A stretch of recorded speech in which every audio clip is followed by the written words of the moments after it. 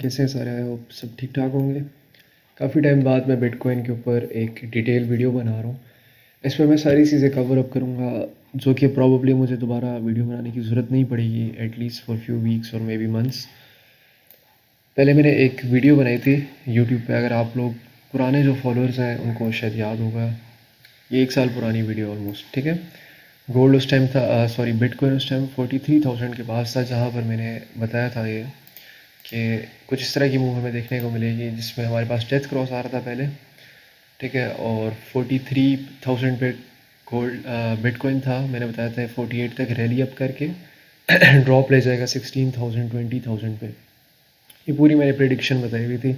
और अगर आप जाके बिटकॉइन का चार्ट अभी भी खोल के देखें तो सेम डिटो चीज़ हुई है, ठीक है। और यहाँ पर मैंने मार्क किया था जब मार्केट क्रैश होनी थी, और मैंने बताया था 16,000 पे मार्केट जाएगी। साल पुरानी वीडियो है जब बिटकॉइन 50,000 पे था।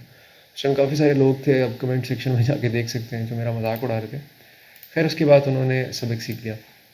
अब यहाँ पर मैं कुछ चीज़ें बताने लगा हूँ डिटेल के ऊपर कि हमें क्या मूव देखने को मिल सकती है। हम स्टार्ट करेंगे इस चार्ट से, जो कि बिटकॉइन का इंडेक्स टाइम फ्रेम है, मतलब कि ओवरऑल हिस्टोरिकल पुराना जितना पास्ट गुजरा है, ठीक है, इसके ऊपर है। और यहाँ पर मैं डिस्कस करूँगा हर जनवरी कैंडल को, ठीक है। उसके बाद मैं नेक्स्ट चार्ट पे जाऊँगा बिटकॉइन के। अगर मैं टाइम मिला तो मैं गोल्ड को भी कवर अप कर लूँगा, और गोल्ड से रिलेटेड चीज़ें जो मैंने लेयरिंग के ऊपर बताया था वो मैं कवर अप कर लूँगा, नहीं तो मैं नेक्स्ट वीडियो पे वो कवर अप करूँगा। अब पहले आपने एक चीज़ यहाँ पर देखनी है, मैं पास्ट में जा रहा हूँ फुल, ठीक है, ऑलमोस्ट 2012 के पास्ट में। आपको पता होना चाहिए कि बिटकॉइन हर 4 साल बाद हाल्विंग करता है जिसमें बिटकॉइन की जो सप्लाई होती है माइनिंग की वो हाफ की जाती है। और उससे होता है कि मार्केट जो है ड्रॉप लेती है यूजली, मेरे एक्सपीरियंस के मुताबिक, क्योंकि मैं 2016 से कर रहा हूँ, मैं 2 हाल्विंग नियरली देख चुका हूँ, अब मेरी थर्ड है।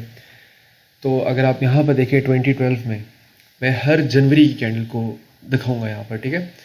अब गौर से आपने मेरी बात समझनी है। हमारे पास ये जो कैंडल थी जनवरी की, ठीक है, हमारे पास यहाँ पर हाल्विंग आनी थी इन 3-4 महीनों में, ठीक है। और मतलब हाल्विंग से मुराद है बिटकॉइन की सप्लाई को हाफ किया जाता है वगैरह वगैरह, टेक्निकल चीज़ें या आप बाद में खुद स्टडी कर लेना। अब यहाँ पर आपने कुछ चीज़ें देखनी है। इससे पहले, इस हाल्विंग से पहले मार्केट टॉप करती है, टॉप करके ड्रॉप करती है, ठीक है। मतलब इसने टॉप क्रिएट किया और उसके बाद मार्केट क्रैश करती है, और इसके क्रैश बॉटम से लेके ऑलमोस्ट इस जनवरी की कैंडल तक, ये जनवरी की हमारे पास कैंडल, अगर आप नीचे देखें तो इसने हमारे पास रैली की, ऑलमोस्ट 250% की रैली है नीचे बॉटम से, ठीक है। अगर मैं कैंडल टू कैंडल मार्क करता हूँ बॉडी टू बॉडी तो 180%, ऑलमोस्ट 200% की हमारे पास रैली है। और उसके बाद फ़ौरन से नेक्स्ट मंथ हमारे पास मार्केट में कितने परसेंट का ड्रॉप मिला है, अगर आप देखें तो नियरली 50% का हमारे पास क्रैश मिला है। मतलब मार्केट 7.2 डॉलर से ड्रॉप होकर ऑलमोस्ट 3.7 पे आके गिरती है, ठीक है। और उसके बाद उसी के नेक्स्ट ईयर, हाल्विंग वाले ईयर, यहाँ पर हाल्विंग होती है, ठीक है, मार्केट एक्यूमुलेशन करती है, और उसके बाद नेक्स्ट ईयर में हमारे पास जनवरी में हमारे पास एक बुल रैली की कैंडल आती है, जिसके बाद मार्केट एक सुप्रीम बुल मार्केट में चली जाती है, ठीक है। आप देख सकते हैं ऊपर मार्केट चली गई। सेम गोस जो हमारे पास नेक्स्ट 2016 की हाल्विंग आई थी, जो कि मेरे ख्याल में नवंबर में हुई थी प्रॉबली, हाँ नवंबर के पास ही हुई थी आई गेस। अब अगर आप उस पर देखें, मतलब उसी साल में जिस साल में हाल्विंग होनी थी, मार्केट ने उससे पहले एक टॉप क्रिएट किया, उसके बाद बॉटम से लेके जो नेक्स्ट जनवरी की कैंडल है, हमारे पास जनवरी की कैंडल ये आती है, ये, ठीक है, बॉटम से लेके ऑलमोस्ट यहाँ तक टॉप तक ये जनवरी की कैंडल है। नियरली 200% ग्रोथ हुई हमारे पास मार्केट में, ठीक है। और अगर आप यहाँ पर देखें, ये जनवरी की कैंडल है। इस टॉप से पहले दिसंबर में टॉप हुआ था एक्चुअली। मार्केट ऑलमोस्ट 28% 26% ड्रॉप लेती है। और अगर हम एग्जैक्टली टॉप से बात करें तो नियरली हमारे पास जो ड्रॉप देखने को मिला है ऑलमोस्ट 35% का हमारे पास ड्रॉप देखने को मिला है। और उसके बाद उसी हाल्विंग के साल में यहाँ पर हाल्विंग होती है, और हमारे पास जो नेक्स्ट ईयर की जनवरी कैंडल है वो अगेन हमारे पास एक कैंडल आती है, जिसकी वजह से पूरी मार्केट बुल रैली में चली जाती है और अपना नेक्स्ट साइकिल कंप्लीट करने के लिए ऊपर चली जाती है। आगे आते हैं कोविड के ऊपर। जो हमारे पास 2020 की हाल्विंग थी, जो कि मई में हुआ था, मई बनता है, ये मई था, ठीक है, ये में उससे पहले मार्केट क्रैश हुई थी। अब अगर आप देखें हिस्टोरिकली हर दफ़ा मार्केट ही करती है, एक टॉप क्रिएट करती है, टॉप के बाद हमारे पास ड्रॉप आता है और उस बॉटम से लेके नेक्स्ट जनवरी कैंडल तक, ये जनवरी की कैंडल है, उससे पहले पहले हमारे पास ऑलमोस्ट 300% की ग्रोथ है। और अगर एग्जैक्टली जनवरी की कैंडल की बात करें तो उधर तक भी 180% का ग्रोथ है, एग्जैक्टली जैसे पास्ट पे हो गए। ये जनवरी की कैंडल थी, ठीक है।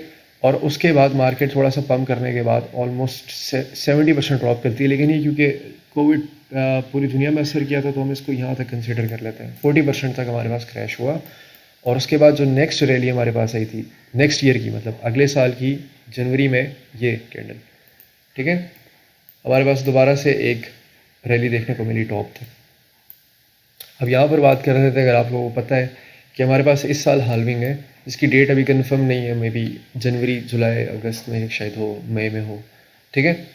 अब यहाँ पर आप देखें कि हमारे पास मार्केट ने ये टॉप बनाया, टॉप के बाद मार्केट ने ड्रॉप लिया, ड्रॉप लेने के बाद यहाँ तक अभी तक एग्जैक्ट जनवरी की कैंडल है, ऑलमोस्ट 200% तक का गेन हमें देखने को मिल गया।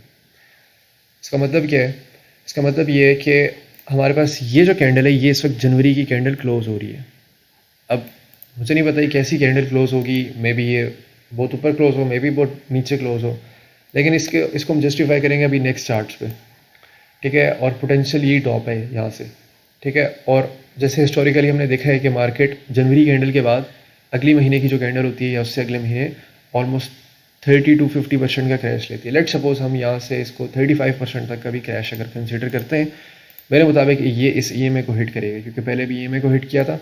यहाँ पर हमारा EMA एग्जैक्ट बनता है 28 के पास, तो बहुत ज़्यादा चांसेस हैं कि मार्केट यहाँ से यूं करके यहाँ तक आए। ऑलमोस्ट 30,000 तक हमें अगले एक महीने के अंदर बिटकॉइन के अंदर क्रैश मिलना चाहिए, ठीक है। 16,000 इधर से ड्रॉप होना चाहिए, ठीक है। और उसके बाद जो नेक्स्ट ईयर की कैंडल हमारे पास जनवरी की, ये यहाँ पर उस टाइम होना चाहिए नियरली मार्केट को, ठीक है। और एग्जैक्टली यहाँ से हमारी जो है ना रैली निकलनी चाहिए और मे बी इस एरिया तक आनी चाहिए। लेट्स सी, हम ऑब्वियसली फ्यूचर प्रेडिक्ट नहीं कर सकते, लेकिन चांसेस ये हैं। ये जो पहला चार्ट था मैंने आपको दिखाया है, मंथली टाइम फ्रेम के ऊपर बेस्ड था। सेकंड चार्ट हमारे पास आता है मार्केट के अंदर, वो हमारे पास आता है, मेरे पास वीकली टाइम फ्रेम खुला हुआ है इस वक्त। और यहाँ पर मैं आपको कुछ चीज़ें भी दिखाऊंगा। हम दोबारा से स्टार्ट करेंगे 2012 से, ताकि आपको पूरा पास्ट क्लियर हो कि अच्छा भाई पास्ट में हुआ क्या था और इस तरह का सारा सीन।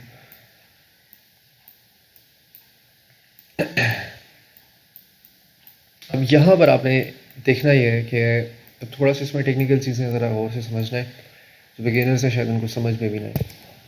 अब यहाँ पर हमारे पास एग्जैक्टली वो टॉप आता है, उसके बाद मार्केट क्रैश होती है और ये जो हमारे पास लेवल है, अगर आप SMC ट्रेडर हैं आपको पता होगा ये जो कैंडल है इसके अंदर FVG हमारा बनता है यहाँ पर, ठीक है।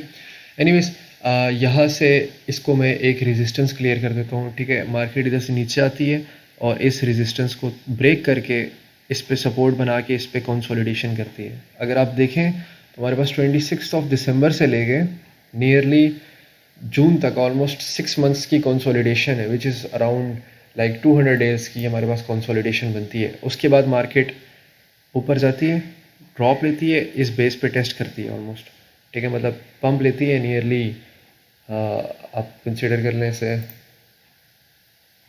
इस सपोर्ट से ऑलमोस्ट 270% का पंप लेने के बाद मार्केट जो है यहाँ से वापस क्रैश डाउन करती है ऑलमोस्ट 50% का, ठीक है। और उसके बाद हमारे पास दोबारा से जुलाई से लेके नियरली दिसंबर तक 6 मंथ्स की कंसोलिडेशन होती है और मार्केट रैली कर जाती है, ठीक है। और इस सारे फेज़ के अंदर जो है ETF अप्रूवल्स, तो मतलब उस ज़माने में तो ETF नहीं था, अब तो खैर ETF भी आ गया। उस मतलब हाल्विंग होती है और मार्केट रैली निकाल लेती है, ठीक है। इसी तरह मार्केट यहाँ पर टॉप क्रिएट करती है, इस सपोर्ट के को ब्रीच करके नीचे जाती है, एज अ रेजिस्टेंस इसको डिक्लेयर करती है, रिजेक्शन खा के इसको होल्ड करना शुरू कर देती है। यहाँ से इसको ब्रेक करती है और होल्ड कर रही है। और अगर हम गौर से देखें तो नवंबर से लेके नियरली मई तक का ऑलमोस्ट अगेन 6 मंथ्स कंसोलिडेशन आती है हमारे पास। इस बेस से लेके यहाँ तक ऑलमोस्ट 100% की रैली आती है और उसके बाद मार्केट इस बेस से वापस नीचे वाली बेस को हिट करने के लिए 40% ड्रॉप करती है, इस बेस को हिट करने के लिए जो आप ऊपर का लेवल देख रहे हैं, ये वाला, ठीक है। इसको हिट करने के लिए वापस नीचे आती है और फिर रीटेस्ट लेके कंसोलिडेट करती है। कितना कंसोलिडेट करती है? मई से लेके नियरली दिसंबर तक, अगेन 6 मंथ्स, ठीक है। 2 फेज़ हमारे पास कंप्लीट होते हैं, मतलब एक फेज़ 1 फेज़ 2 आप इसे कंसिडर कर लें। 1 साल लगता है मार्केट को रैली करने में और फिर मार्केट दोबारा से आसमान में हो जाती है। अब याद रखना है इस सारे फेजेस के अंदर हमारे पास हाल्विंग का इवेंट आता है, ठीक है, जो 2020 में हुआ था। अब यहाँ पर मार्केट सेम वो टॉप क्रिएट करती है, नीचे बॉटम क्रिएट करती है, इस रेजिस्टेंस को ब्रेक करके ऊपर जाती है, ठीक है, और इसको ऐसा सपोर्ट डिक्लेयर करके यहाँ तक आती है और इस साइकिल के अंदर मार्केट पम्प कर जाती है। अब अगर देखें तो 6 मई से लेके नियरली हमारे पास अक्टूबर तक जो है, अगले साल के अक्टूबर तक ऑलमोस्ट 360 डेज़ का हमारे पास, उससे भी ज़्यादा कंसोलिडेशन फेज़ आता है और फिर मार्केट रैली करती है, ठीक है। लेकिन मार्केट ने इस दफ़ा जैसे पास्ट में हमारे पास एक फ़ेज़ बनता था फिर दूसरा फ़ेज़ बनता था, वो चीज़ नहीं की, लेकिन एक ही पूरे फ़ेज़ के अंदर ऑलमोस्ट 1 साल की एक्यूमुलेशन के बाद मार्केट रैली करती है। तकरीबन वही चीज़ ही है। अब अगर हम यहाँ पर देखें तो मार्केट ने हमारे पास टॉप क्रिएट किया, इसको ब्रीच करके एज अ रेजिस्टेंस डिक्लेयर किया, रिजेक्शन खाई और पंप लिया और इसके ऊपर कंसोलिडेशन किया। अगर देखें तो कितना अर्सा कंसोलिडेशन हुई है, मार्च से लेके अक्टूबर तक ऑलमोस्ट वही 6 to 7 मंथ्स बनते हैं, 200 to 250 डेज़। और मार्केट इस वक्त उस सेकंड फेज़ के अंदर एंटर हो रही है जो हिस्टोरिकल हमारे पास था लेवल। तो अगर यहाँ पर भी देखें हमारे पास यहाँ पर एक सप्लाई है, ठीक है, जिस पे अभी बिटकॉइन फेस कर रहा है और चांसेस हैं कि बिटकॉइन यहाँ से इस तरह रिजेक्शन खाए और दोबारा से इस बेस को हिट करे, जो कि अगेन हमें एक वो बताती है कि 30,000 के लेवल पे बिटकॉइन को आना चाहिए, ठीक है, इस चार्ट से भी और वो जो मंथली चार्ट्स मैंने आपको दिखाए। और उसके बाद बिटकॉइन को यहाँ से रैली अप करना चाहिए, ठीक है। जैसे मैंने आपको जनवरी कैंडल्स का बताया, उसको उसके उन चार्ट्स को कॉन्फ्लुएंस में डालते हुए मोस्ट लाइकली इस तरह का सिनेरियो हमारे पास सामने आने लगा है, ठीक है। इस चार्ट को गौर से देख लें क्योंकि ये आपके काम आने लगा है और ये मूव हमें देखने को यहाँ पर मिल सकती है। अगर यहाँ पर कोई सोच रहा है कि मार्केट ऐसे बस यूं करके यूं निकल जाएगी, ये बहुत रेयर केस है, ऐसा नहीं हो सकता, इम्पॉसिबल है नियरली, ठीक है। मे बी इस मार्केट 48 से ऊपर नहीं जाने लगी।